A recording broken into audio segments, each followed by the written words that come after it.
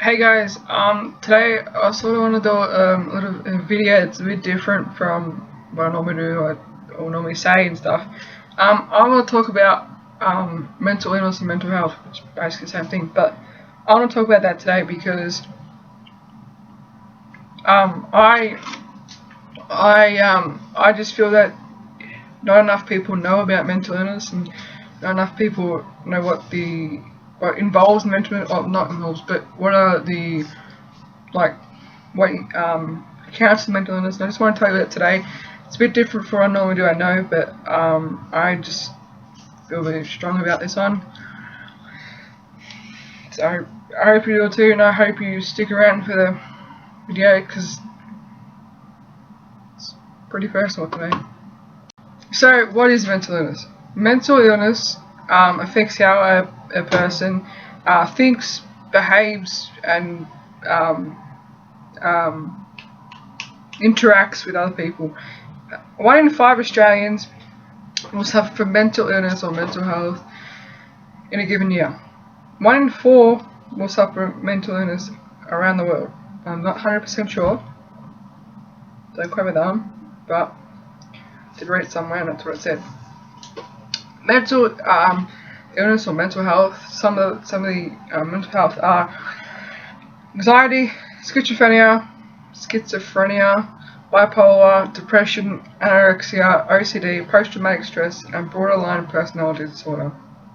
Now, I'm not claiming to be an expert or a doctor, but I've got one of those mental health. I have depression, and yes, I know it doesn't look like I'm depressed or anything, but depressed don't have to look at anything. It's chemical imbalance in your brain. Think from memory, the serotonin levels aren't right, aren't balanced or aren't this. So it doesn't bring balance in your life, or you feel depressed. Now, to me, when people say, "Oh, I feel depressed," do you really feel depressed? It's just you're feeling sad, because feeling sad and feeling depressed is very different. Feeling sad is, oh, I've broken up with someone, or I've lost someone that I like, or all this, that, and the other. And it's sad is generally the bad stuff that happens in life. Real depression is when everything is right in your life, or going right in your life. And I know that my depression story is going to be different from thousands and thousands of other depression stories. Mine was classified as major depression disorder. Now, I went to I don't know when this all happened. Probably feel this like 1,000 times, but I don't know really when this happened, or I don't know how it happens, but don't know how it started. They think it started when my grandfather passed away in 2010. I was very close to him. I don't think accepting that loss wasn't accepting his loss wasn't processed in my brain. It wasn't processed, oh, I'm not going to see him again, or this and the other. But yeah, might have been. It wasn't processed. Now, I went through school since year 7, probably being depressed that I didn't feel. I felt happy. I felt this, that, and the other. So then I never went to school. I had school refusal. I didn't want to go to school. I didn't like school very often. Yes, my dyslexia plays a part in this, I think, but I didn't want to go to school. I never liked school. I never wanted to go to school. So that happened for about up until year 10. Now, last year I was enrolled in year 11. I didn't go. And last year I found out that I had depression. Last year, I'll say it was a shit year. It was a really shit year. And I didn't know how to cope. I quit school I ran away from home twice. My parents called the police once. They went looking for me. God only knows what I would have done. The second time I ran away from home, I ran to my grandma's. Now she lives around the corner. But the problem is, I saw my grandfather's car, and I twigged that he might be there and I might be able to talk to him. He wasn't. He wasn't there. I wasn't there to talk to him. Who was there? My uncle. My uncle actually convinced me to come back to my grandma's house and stay there. I stayed there for over a month. I stayed there up until, I think, the week after Mother's Day.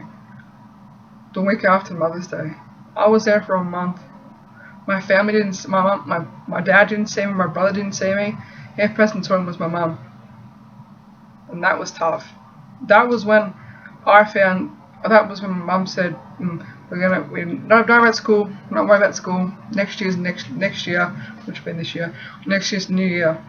Yeah. I was at home from school for nearly 6 months, almost a year. Now, obviously, in that year, I felt more depressed than I ever had in my life. I was getting up at 1 o'clock in the morning. 1 o'clock in the afternoon. If I was lucky, if that's early.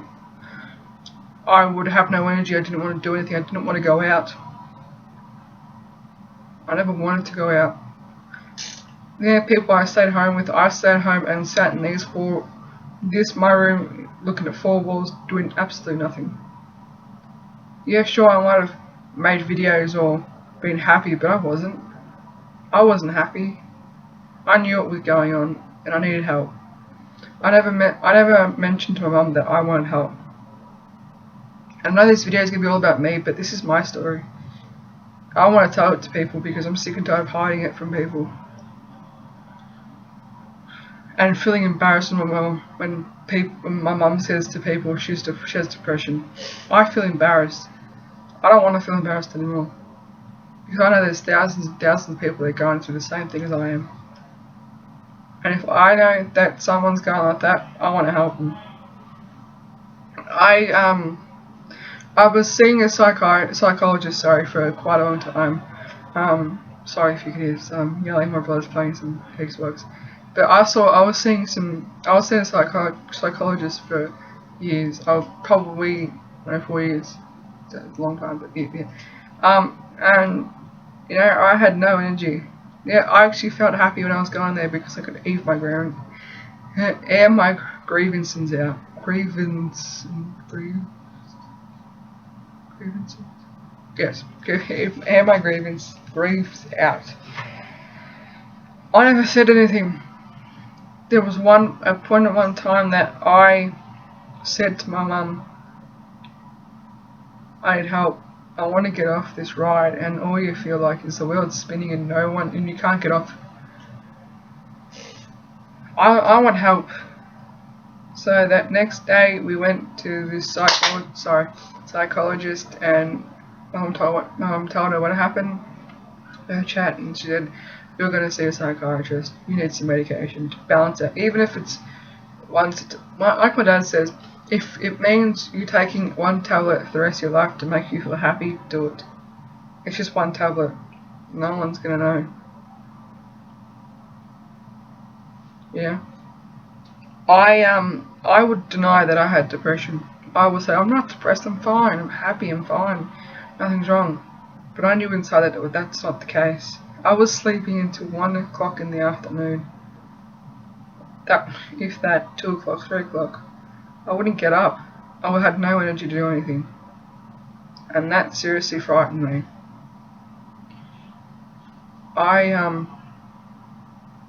I told my parents I want help. And that's the first step to recovery. Admitting you have a problem. Now, obviously I didn't admit I had a problem from the start. I probably should have.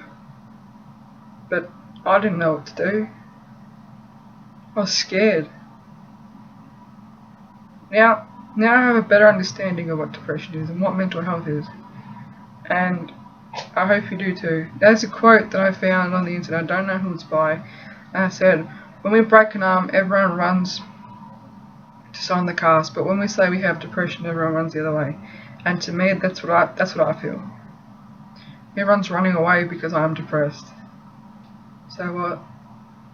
You don't like me how I am, don't like me, I don't really care.